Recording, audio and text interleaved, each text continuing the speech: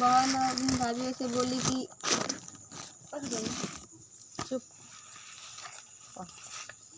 भाभी से कहने लगी कि चलो अर्घ दे दो। भाभी बोली तुम्हारा चांद कब उगा होगा, हमारा चांद तो रात को उगेगा। बहन ने जब अकेले ही अर्घ दे दिया और खाने लगी। पहले ही ग्रास में बाल आ गया, दूसरे ग्रास में कंकड़ आया और तीसरा ग्रास में मुंह की ओर किया तो उसकी ससुराल ने संदेशा आया कि उसका पति बहुत बीमार है, जल्दी भेजो।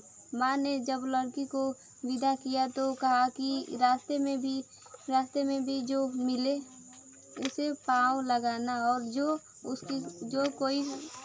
कोई सुहाग के आशीष दे तो उसके पल्ले से गांठ कर लगाकर उसे कुछ रुपए दे देना।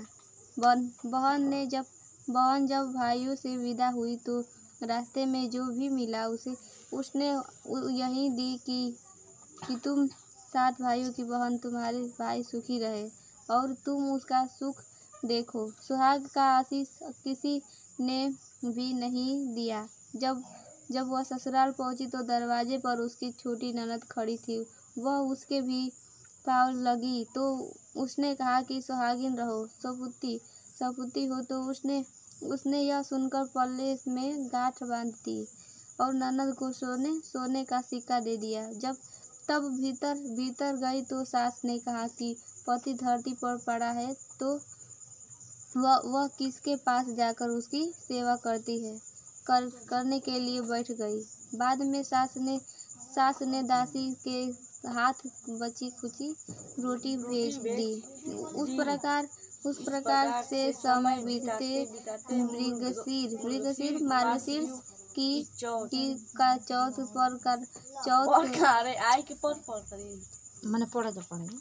माता बोली करवा ले भाई की प्यारी करवा ले।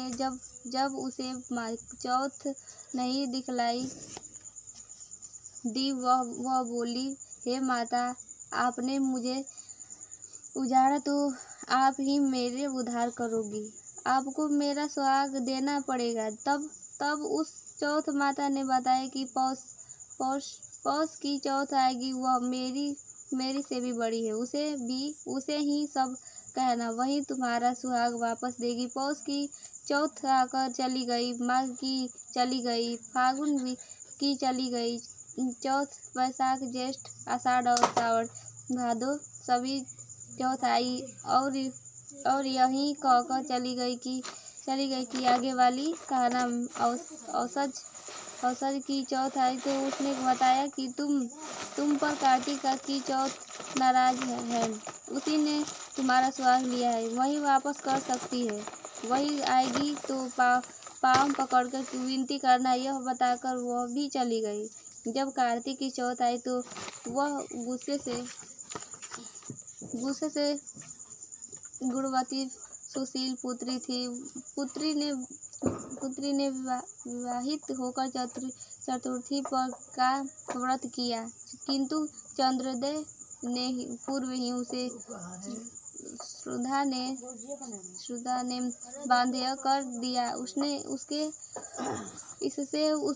उसके स्नेही भाइयों ने छल से पीपल की के कृत्रिम चंद्रमा बनाकर दिखा दिया। लड़के ने अर्घ दे भोजन कर लिया। भोजन करते उसके पति की हृदय गति बंद हो गई। इससे दुखी हो अब उसने अन्य जल त्याग दिया।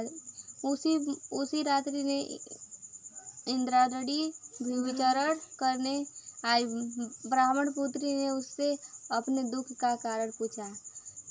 इंद्राणी ने बताया, तुम्हें करवा चौथ व्रत में चौथ दर्शन से पूर्व भोजन कर लेने से यह कष्ट मिला है। तब उस लड़की ने अंजलि बांधने विनय की, इससे मुक्त होने का कोई उपाय बताइए।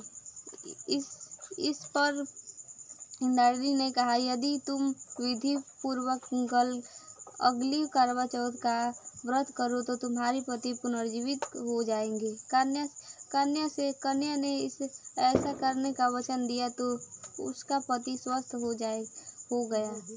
उसे इस पर उस कन्या ने वर्ष भर प्रत्येक चतुर्थी का व्रत किया और अनंत अखंड सुहाग प्राप्त किया। श्री कृष्ण ने कहा, हे द्रौपदी, यदि तुम इस व्रत को करोगी तो तुम्हारे भी संकट टल जाएंगे। इस प्रकार द्रौपदी ने यह किया कि और पांडव सभी क्षेत्रों में विजयी हुए।